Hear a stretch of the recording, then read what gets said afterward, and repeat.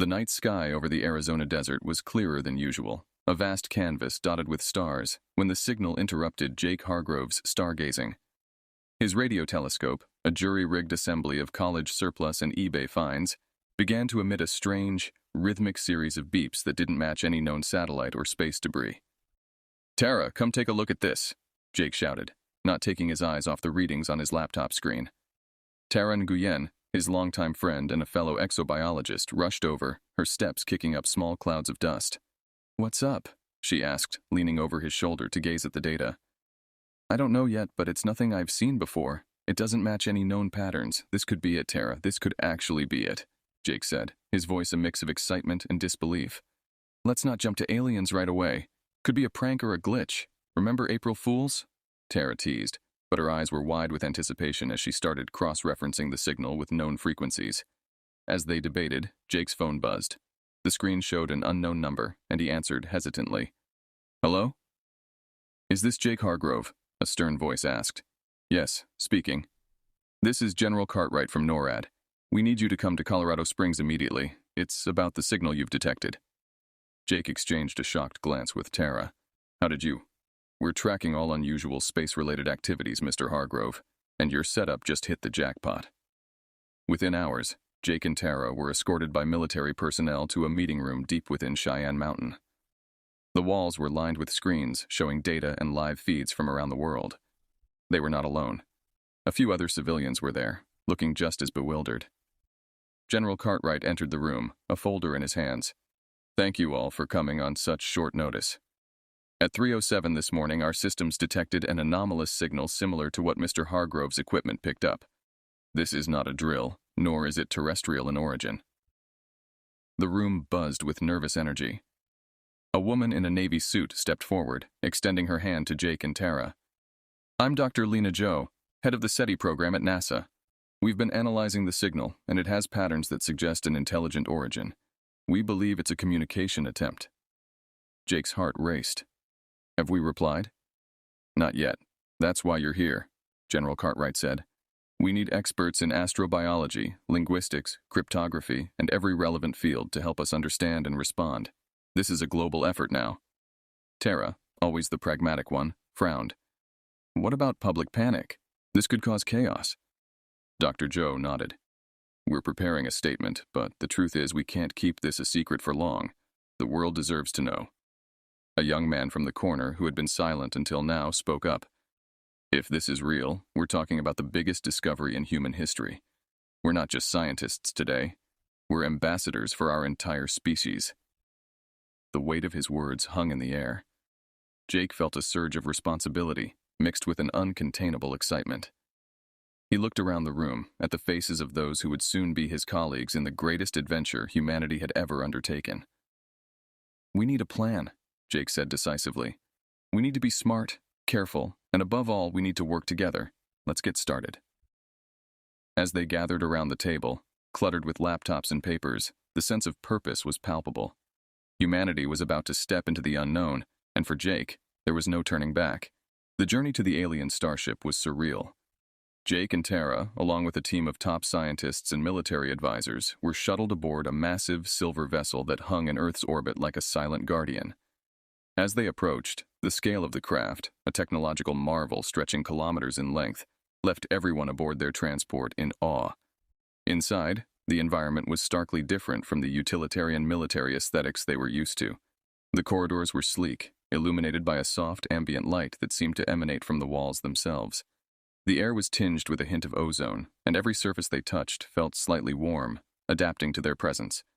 They were greeted by Vorin, a humanoid with subtle blue skin and a slender build, who introduced himself with a calm, melodic voice that resonated oddly in their ears. "Welcome, representatives of Earth. I am Vorin, your liaison with the Galactic Council. Please follow me." As they walked, Vorin explained the structure of the Galactic Council. "Our coalition consists of multiple civilizations from this galaxy, each committed to peace and mutual advancement. Humanity's potential inclusion is of great interest to us." They reached a large chamber, where beings of various shapes and sizes were seated in a semicircle. The center of the room featured a holographic projector, which soon flickered to life, displaying Earth in vibrant detail. Vorin continued. This council will observe and evaluate your species through a series of discussions and trials. Your performance will determine your eligibility for membership. Dr. Joe whispered to Jake, "We need to impress them, but we also need to understand their intentions. Stay sharp." The council's chair, being a towering figure named Senthar, spoke next, his voice booming across the chamber. "Humans of Earth, we have observed your planet and your progress. You are young, yet you have achieved much. However, concerns about your species' aggressive history and rapid technological advancements remain." Jake stepped forward, addressing the council with a steady voice. "We understand your concerns. Humanity has its flaws, but we are eager to learn and grow. We hope to prove that our contributions can be valuable, and that our spirit is aligned with the Council's goals of peace and cooperation." The session evolved into a Q&A, with Council members asking pointed questions about Earth's environmental issues, wars, and cultural conflicts. Jake answered honestly, but highlighted humanity's efforts towards resolution and innovation in various fields. Senthar finally nodded, seemingly satisfied. "Your candor is appreciated, Mr. Hargrove. The next step will be participation in the Trials of Integration, a series of challenges designed to test your adaptability, intelligence, and ethical reasoning." As the meeting adjourned, Vorin led them to their quarters aboard the ship. "Rest well. The trials begin tomorrow. Your journey through them will be closely monitored, not just by us, but by civilizations across the galaxy." Back in his room, Jake couldn't help but feel the gravity of their situation. He recorded a message in his digital journal. "Today, we stood before the stars as equals, and yet as supplicants. Tomorrow, we start proving that humanity isn't just worthy of this galactic assembly, but essential to it. The real trial, however, isn't about passing their tests. It's about proving to ourselves that we can rise to the occasion." As he set the journal aside, Jake looked out the porthole at the Earth far below, its blues and greens stark against the blackness of space. A sense of resolve filled him. Whatever the trials held, he was ready to face them. The first trial was set on a remote, barren planet chosen by the Galactic Council for its harsh conditions and unpredictable weather patterns. As the team prepared to disembark from the ship, Jake tried to boost morale. "Remember, everyone, it's not just about surviving out there. It's about demonstrating our capacity to adapt and work together under pressure," he said, checking his gear one last time. The environment they stepped into was unlike anything on Earth. The sky was a permanent dusk, cast in shades of deep orange and violet, and the ground beneath their boots was spongy, composed of some organic material that wasn't immediately identifiable. As they set up their temporary base, a holographic figure of Vorin appeared. "Welcome to your first challenge," the projection announced. "You must reach the beacon located 30 kilometers north from your current position within 3 days, without using any of your advanced technologies. Your journey will be monitored. Begin when ready." The group started their trek, navigating through rocky terrains and thick, vine-like growths that seemed to move slightly as they passed. Tara, walking beside Jake, muttered, "You'd think they'd at least give us a map." Jake chuckled softly. Where would be the fun in that? Their path led them to a series of challenges. First, they encountered a wide river with rapid currents. The team had to construct a makeshift raft using the alien vegetation, which surprisingly bound together like strong rope. Next, they faced a creature resembling a large feline with scales instead of fur. It blocked their path, eyes glowing in the dim light. Jake decided they should try to distract the creature rather than confront it. Using some of their limited food supplies, they managed to lure it away long enough to escape. As night fell, they gathered in a cave for shelter. Jake took this time to discuss their progress. "We're doing well, but we need to keep up the pace. Let's make sure we're ready to move at first light." The second day brought its own set of difficulties. A sudden storm forced them to find shelter again, delaying their journey. As they huddled together, Jake used the opportunity to learn more about his team's thoughts and fears. "I know this is tough, but think about what we're showing them," Jake encouraged. "Every step we take is proof that humans aren't to be underestimated." On the final day, exhausted but determined, they sighted the beacon, a towering structure emitting a soft blue light. The relief was palpable, but as they approached, an unexpected challenge arose. A chasm, 20 meters wide, stood between them and their goal. With no materials left to build a bridge and time running out, Jake rallied the team for one final push. "We can do this. Let's pool our ideas. There has to be a way." Inspired by the earlier creature encounter, They used their remaining resources to fashion grappling hooks from the strong, vine-like growths. One by one, they managed to swing across the chasm, cheering each other on with each successful crossing. As they activated the beacon, signaling the end of the trial, Jake felt a surge of pride. They had faced the unknown with ingenuity and courage, hallmarks of what it meant to be human. Back aboard the Council's ship, Vorin greeted them. "Congratulations, you have passed the first trial impressively. Your adaptability and teamwork have been noted." As they returned to their quarters, weary but exhilarated, Jake reflected on the day's events. They had not only survived, but had thrived, demonstrating the indomitable spirit of humanity. He knew the upcoming trials would only be harder, but this victory strengthened his belief in their ability to face whatever challenges came next. After their initial success in the trials, the mood among Jake's team was cautiously optimistic as they prepared for the next challenge. However, Jake noticed some irregularities in their equipment and supplies that raised his suspicion. "Does anyone else think our gear seems off?" Jake asked the team as they checked their supplies. Tara inspected her own kit, her brow furrowing. "You're right. This scanner's calibration is way off. It was fine when we packed it." Concerned, Jake decided to delve deeper into the anomalies. He reached out to Vorin, requesting access to the surveillance logs from the storage areas. Vorin, ever courteous but now showing hints of reluctance, agreed to Jake's request. As Jake and Tara reviewed the footage, it became clear. Figures cloaked in nondescript, dark robes had tampered with their equipment late at night. The implications were troubling. Someone was actively trying to undermine their success in the trials. "We need to bring this to the Council's attention immediately," Tara said, her voice tight with anger. Jake agreed, but he also saw an opportunity. "Let's use this. If we can figure out who's behind this, it could help us gain more leverage and maybe some allies in the Council." With Vorin's assistance, they presented their findings to Senthar and the other Council members. The revelation caused a stir among the various representatives, with some expressing concern over the integrity of the trials and others skeptical of the humans' claims. Senthar, however, was thoughtful. "We will investigate this matter thoroughly. The integrity of the trials is paramount. Meanwhile, your next challenge will proceed as planned, with extra scrutiny on all equipment and personnel involved."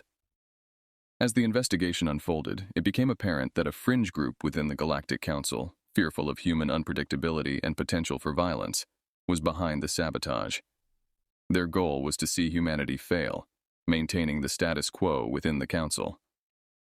Jake was invited to a secret meeting with a few of the more sympathetic Council members who were appalled by the sabotage. They offered their support, both politically and practically, for the remainder of the trials. "Humanity has always faced opposition and adversity head-on," Jake told them, grateful for their support. "We appreciate your help, and we won't let these actions deter us." Equipped with better secured gear and a new sense of determination, Jake and his team approached the next trial with renewed vigor. This trial, set in a complex artificial environment designed to mimic a bustling alien market, tested their ability to navigate and negotiate within an unfamiliar cultural landscape.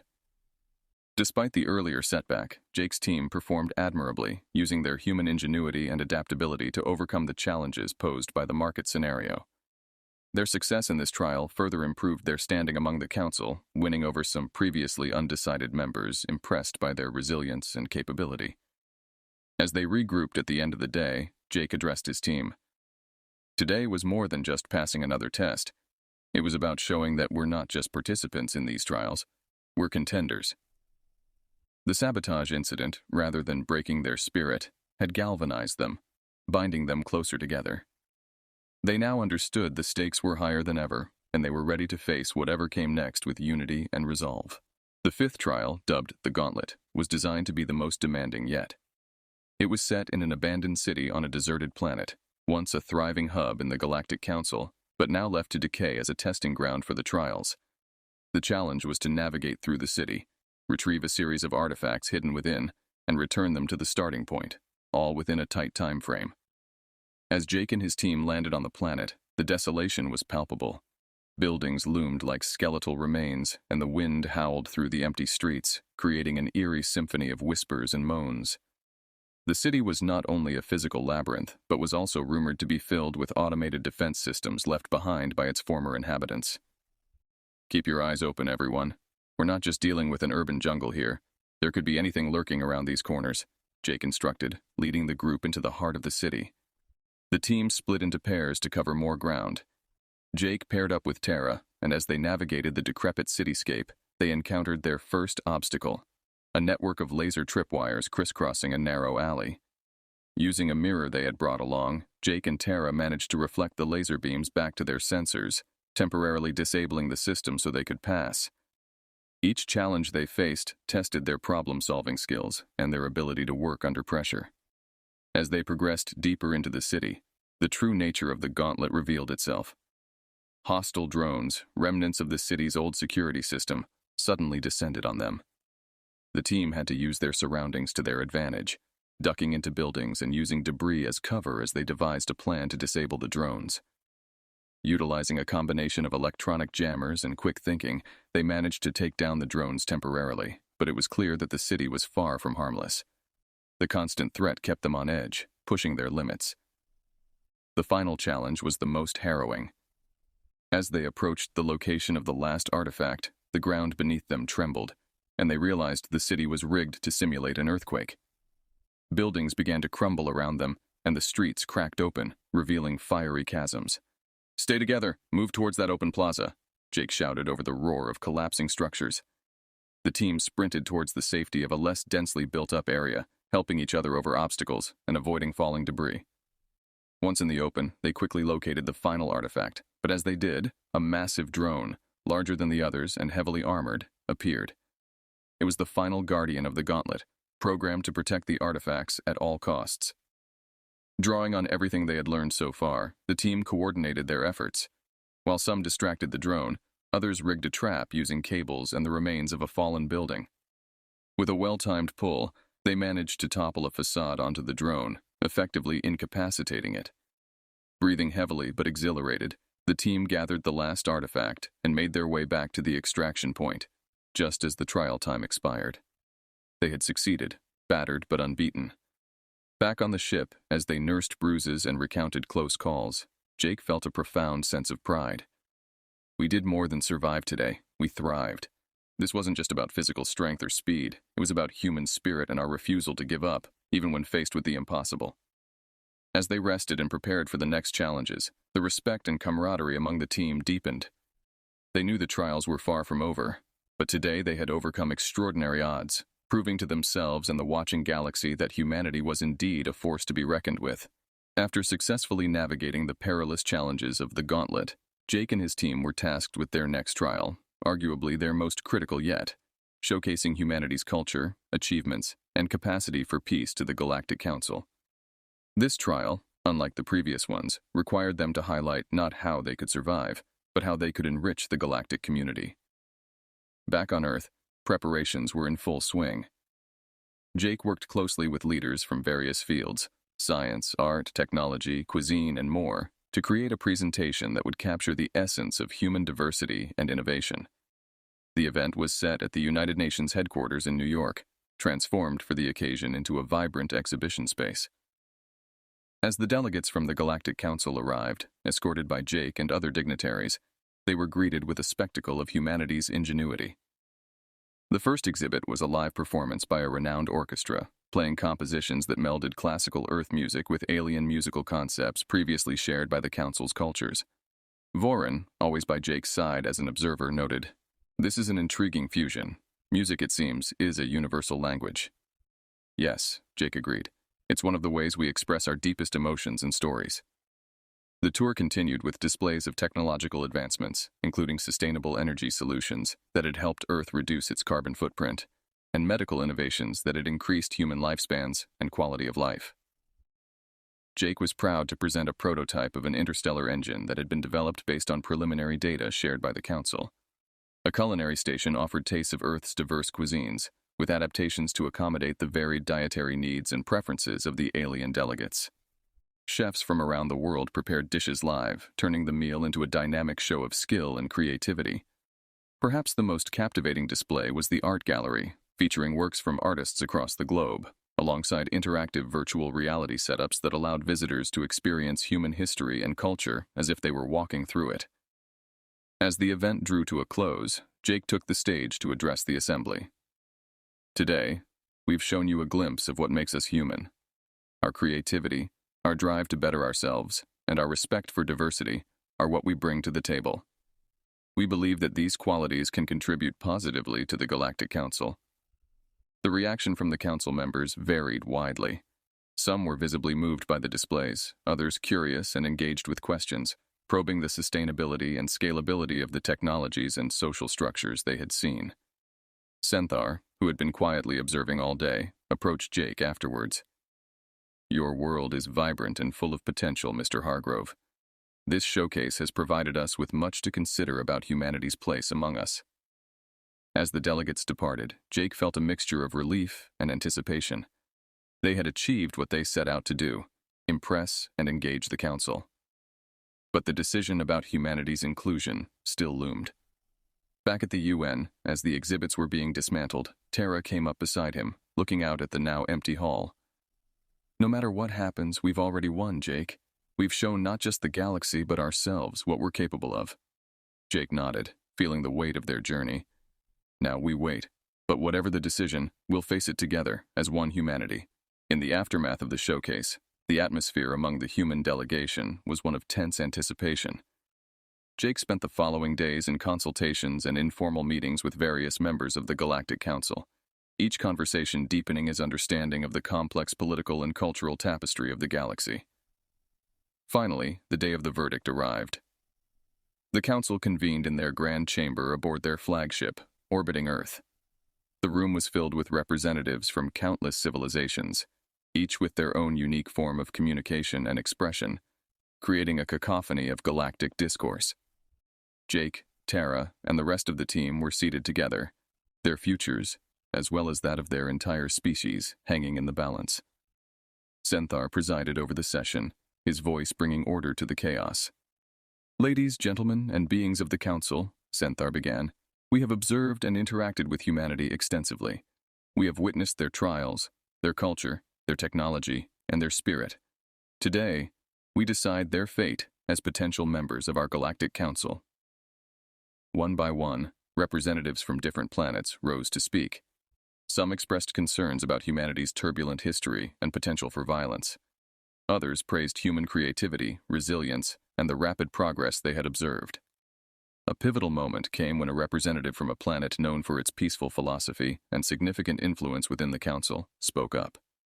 "While it is true that humanity has waged war upon itself throughout its history, we must also acknowledge their extraordinary capacity for growth and change. They have shown a willingness to learn from their past, embracing a future that aspires to harmony and cooperation." Jake was given the opportunity to make a final statement. He stood, his heart pounding, but his voice steady. "Esteemed members of the Council, we are not perfect, but we strive every day to be better.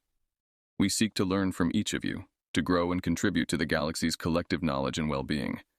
We ask for the chance to prove ourselves worthy of this great responsibility." As Jake concluded, murmurs filled the chamber, a blend of skepticism and support. The vote was cast in silence, each representative recording their decision electronically. The tension was palpable as they awaited the results. Finally, Senthar stood to announce the outcome. "With a majority in favor, humanity is hereby granted provisional membership in the Galactic Council, subject to further evaluation and guidance. Congratulations, Earth. You have shown that you are ready to join the larger community of the galaxy." A cheer went up among the human delegation, mixed with sighs of relief. Jake felt a profound sense of achievement and possibility. They had crossed an unimaginable threshold into a new era for humanity. After the session, Voran approached Jake with a smile. "Mr. Hargrove, you and your people have opened a new chapter today, not just for yourselves, but for the entire galaxy. We look forward to learning from you as much as you will learn from us." As they walked out of the chamber, Tara nudged Jake. "So, what's next, Ambassador?" Jake laughed, the weight of the world, of many worlds, lifting slightly. "Now, we get to work. We have a lot to do, learning to be a part of this galaxy and making sure we represent Earth well." The decision marked not just the end of their trials, but the beginning of an entirely new journey for humanity, one filled with promise, challenges, and the boundless potential of a united galaxy. The weeks following humanity's admission to the Galactic Council were a whirlwind of activity. As Earth's newly appointed ambassador to the Council, Jake found himself at the heart of a multitude of diplomatic engagements, educational exchanges, and interstellar projects. The provisional status meant that Earth was under observation, and every action was scrutinized, but it also opened up unprecedented opportunities for collaboration and growth. The first major initiative was the establishment of the Earth Galactic Exchange Program, EGEP, designed to facilitate cultural and technological exchanges between Earth and other council members. The program was an immediate success, attracting scientists, artists, educators, and thinkers from across the galaxy to participate in knowledge-sharing sessions. On Earth, the public's reaction to their new status was a mixture of pride and apprehension. To address this, Jake helped orchestrate a series of public forums broadcast globally, where humans could ask questions directly to their new alien partners. These sessions did wonders to demystify the aliens and highlighted the mutual benefits of the council membership.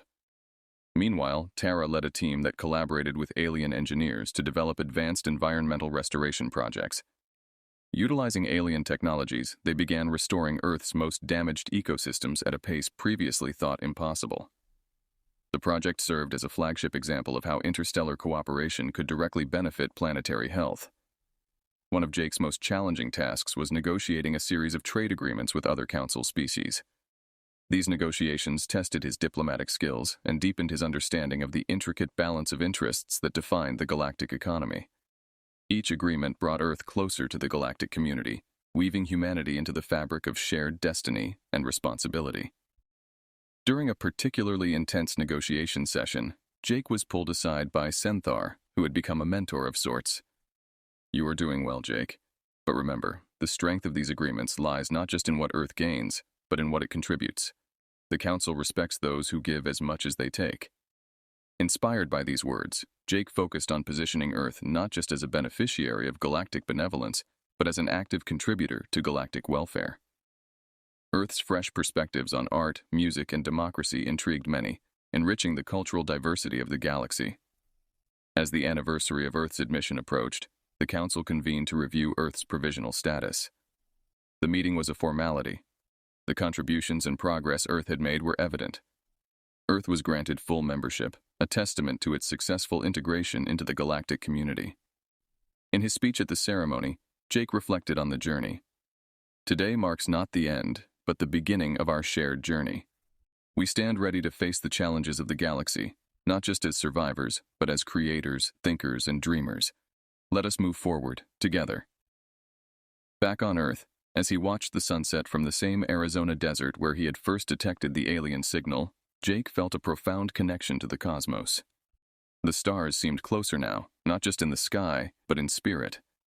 As night fell, he received a message from an alien child participating in the EGEP, expressing excitement about visiting Earth. Jake smiled, realizing that the true impact of their council membership was the bridging of worlds and hearts. Humanity had not just joined the galaxy, they had become a part of its heartbeat, ready to explore the vast, unknown frontiers together. The future was wide open, filled with potential and the promise of the unknown. As Jake looked up at the stars, he knew humanity was no longer reaching for the stars. They were among them,